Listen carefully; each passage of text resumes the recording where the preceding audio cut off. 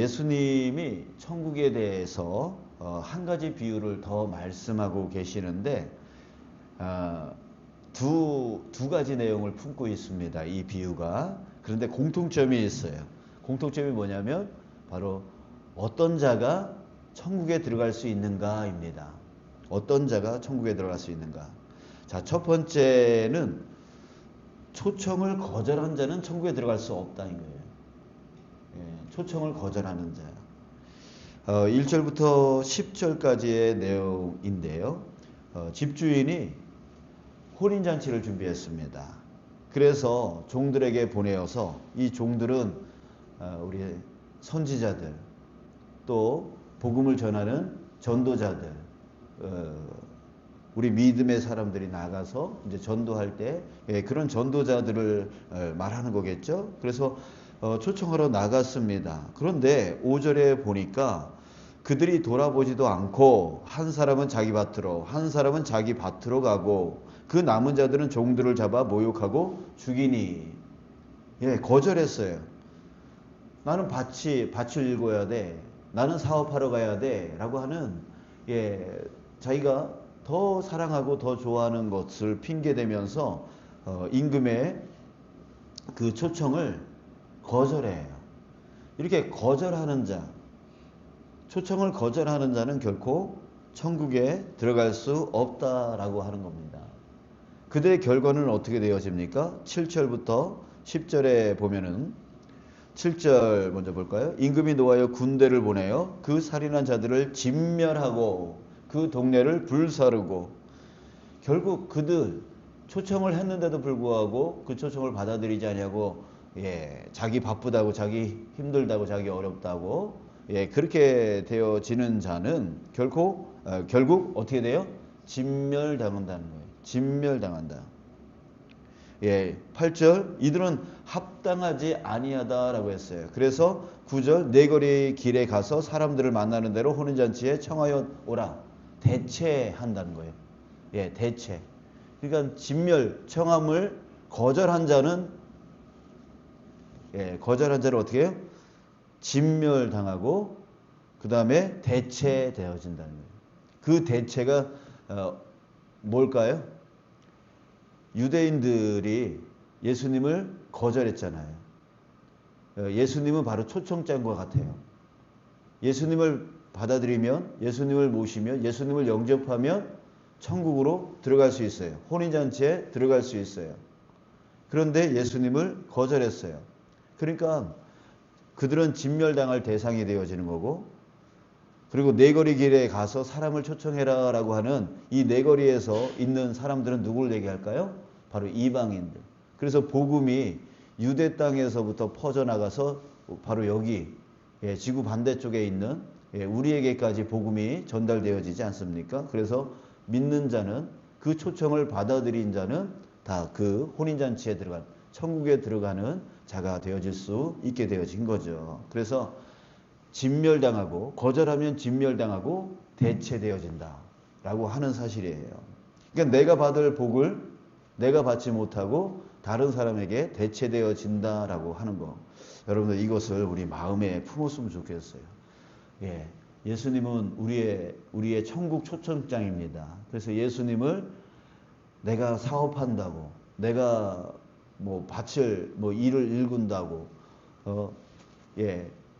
예수님을 거절하게 되어지면 어떤 결과가 오는가를 깨닫게 해 줍니다. 자, 그런데 이제 두 번째입니다. 첫 번째는 이해가 되죠? 예수님을 영접하지 아니하면 들어갈 수 없어요. 초청을 받아들이지 아니하면 들어갈 수 없어요. 이거는 우리가 이해가 잘 되는데, 이제 문제는 두 번째입니다. 두 번째는 어떤 내용입니까?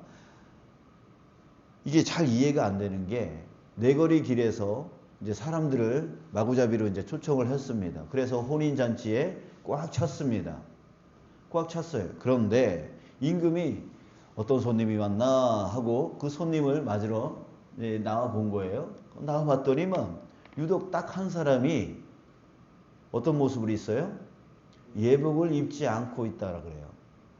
예복을 입지 않다 그래요. 여러분 예복을 뭐 못 입을 수도 있지 않을까요?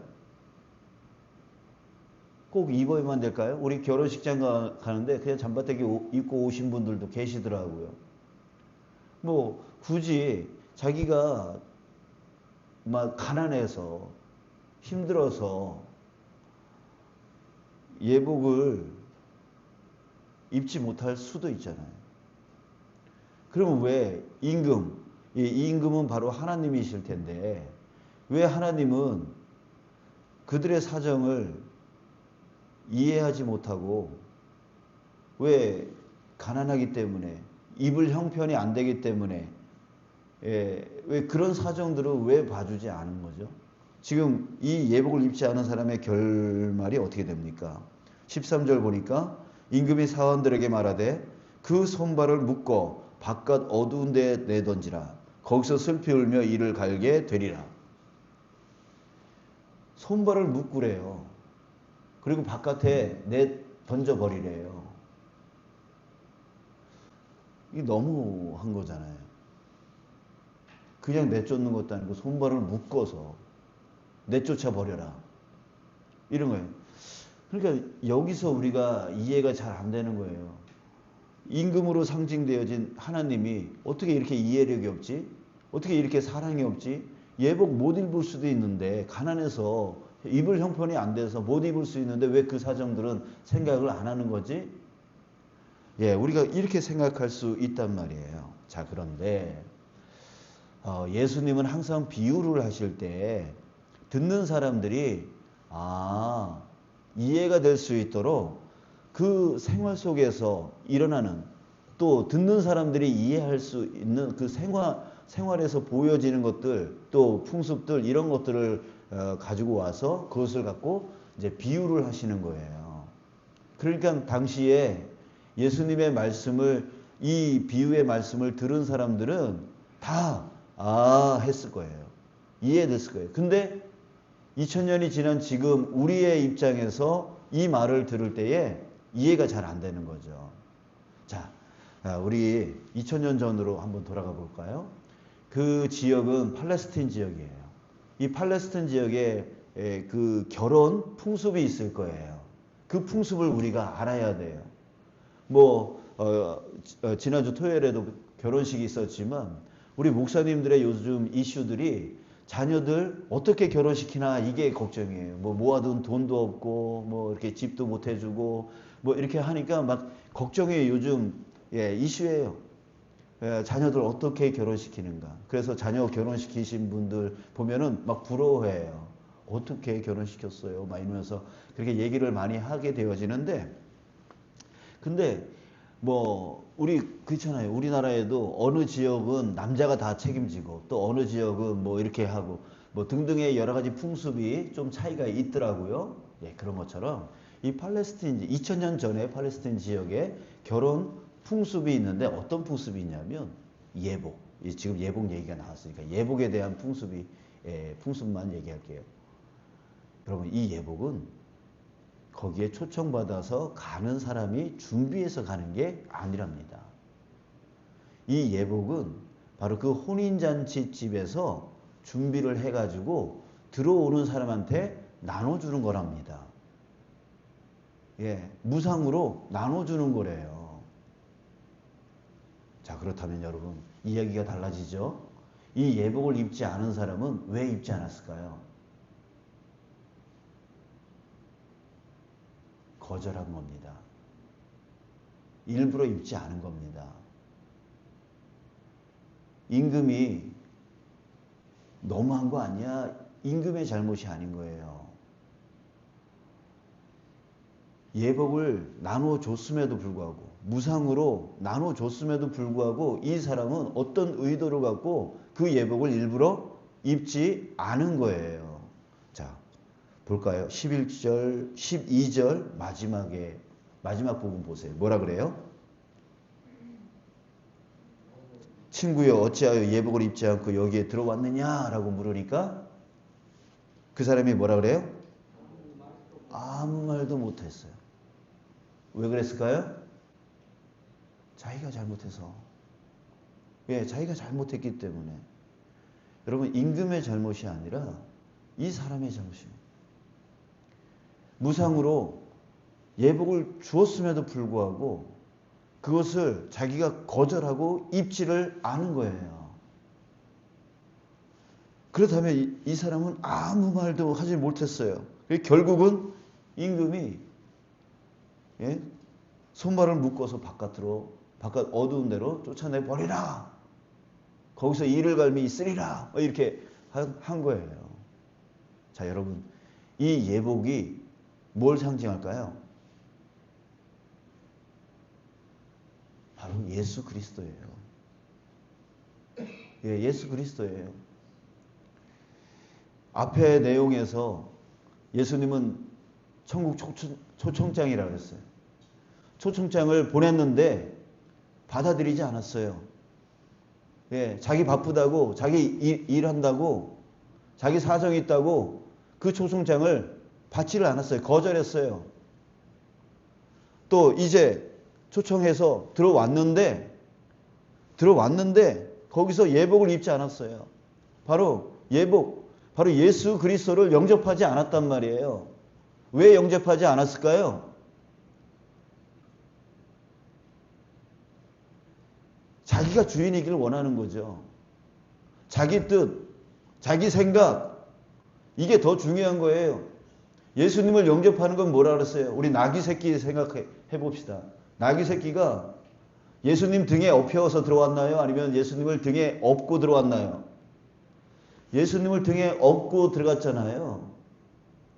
업었다라는 말은 뭐냐면 조정을 누가 한다는 얘기예요?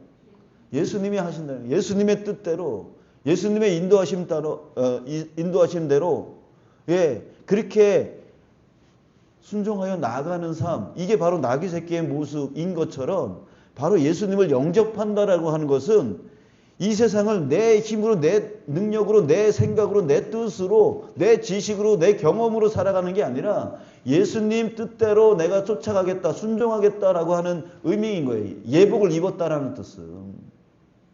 그런데 여전히 자기 생각을 갖고 예수님을 이용해 먹는 사람들이 있어요. 자기 뜻을 주장하기 위해서 예수님을 끌어들여가지고 예수님이 이렇게 말하지 않았냐라고 하면서 다른 사람들을 비난하는 사람들이 있어요. 이런 사람들이 누구예요? 예수님을 영접한 사람이 아니고 예수님 등에 예수님을 나귀 새끼로 만들어버리고 자기가 그 등에 타버린 사람이에요. 자기가 예수님을 조정하려고 해요. 이런 사람을 예복 입지 않은 사람인 거예요. 이런 사람이. 이런 사람은 천국에 들어갈 수 없다는 얘기죠.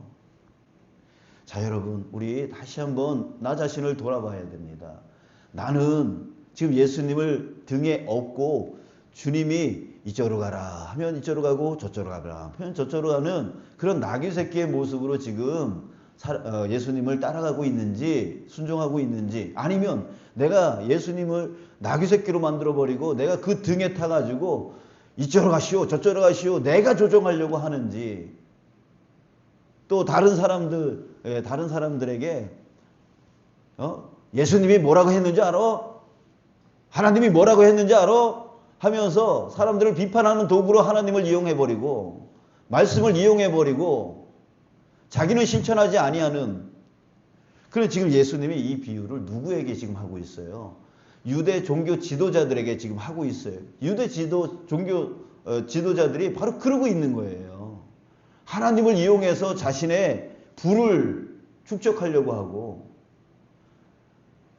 율법이라고 하는 도구를 갖고 사람들을 막 비난하고 너 그렇게 살면 안 돼 라고 그렇게 사람들을 다구치는 그런 도구로 사용하고 있는 그 유대 종교 지도자들, 그들을 향해서 이 비유를 말씀하고 있는 거란 말이죠. 자, 14절 우리 다 함께 읽겠습니다. 14절 시작. 청함을 받은 자는 많되 택함을 입은 자는 적으니라. 여러분, 구원으로의 초청은 모든 사람들에게 열려 있습니다. 예, 그 청함 받은 자는 많습니다. 이 세상 지구상에 살고 있는 모든 영혼들은 그 사람의 높고 낮음 상관없이, 인종 상관없이, 지식에 많고 적음에 상관없이 이 모든 사람들은 다 구원으로 초청받은 자들이에요. 그런데 뭐가 적가요? 어떤 사람들이 적어요? 택함을 입은 자는 적어요. 예수 그리스도를 거절하고, 아예 자기 바쁨을 핑계대고 자기 힘듦을 핑계대서 아예 그리고 뭐 교회 나오는 것이 자기 것을 빼앗기는 식으로 생각하시는 분들이 있어요. 그럼 천국에 들어갈 수 없죠. 근데 교회 안에 들어왔어도 교회 안에 들어오면 뭐 다 구원받는 게 아니라는 얘기예요. 또 중요한 건 뭐냐면 몸이 교회 안에 있는 게 중요한 게 아니라 내 마음 안에 예수님이 들어와야 된다고요. 예복을 입어야 된다고요. 그 예복 무상으로 나눠줬어요. 그런 것처럼 그 예수 그리스도 하나님께서요, 우리를 구원하시기 위해서 예수님을 우리를 위해서 무상으로 보내주셨어요. 이게 뭐예요? 나를 위한 가장 큰 은혜인데 이 은혜를 하나님께서는 무상으로 주셨다고요. 값없이 주셨다고요. 지금 그 값없는 은혜를 저희가 받은 거예요. 받은 거예요. 그런데 값없이 줬다고 해서 너무 소홀히 여기는 거예요. 너무 소홀히 여긴 거예요. 감사가 없는 거예요. 사랑하는 여러분, 정말 우리가 얼마나 큰 은혜를 받았고 그 큰 은혜를 도저히 받을 수 없는 자격이 없었음에도 그 은혜를 받았다라고 하는 그 감사가 우리 안에 다시 한번 회복되어지기를 간절히 소원합니다. 우리 만달란트 비유 아시죠? 만달란트 빚진 자가 임금한테 탕감받았어요. 그 은혜를 이 사람은 깨닫지를 못했어요. 깨닫지를 못하니까 나아가서 100데나리온 빚진 자를 멱살 잡고 감옥에 가둬요. 우리가 이런 삶을 살 수가 있다고요. 은혜를 받았는데 은혜가 흘러가지를 못해요. 감사한 일을 받았는데 감사가 넘치지를 못해요. 자꾸만 사람들 멱살을 잡고 비난하고 용서하지 못하고 용납하지 못해요. 내가 받은 용서가 얼마나 큰데, 내가 받은 그 은혜가 얼마나 큰데 이걸 깨닫지를 못하니까 사람들을 용서하지 못하고 용납하지 못하면서 살아가요. 또 남들을 정죄하면서 살아가요. 자, 여러분, 우리 예수님을 진정으로 영접하는 저와 여러분들 되시길 주님의 이름으로 축복합니다. 그리고 내가 받은 은혜가 얼마나 큰지 그것을 깨닫게 해달라고 주님 앞에 기도하고 감사함으로 살아가는, 모든 일에 감사하며 살아가는 저와 여러분들 되어지길 원합니다.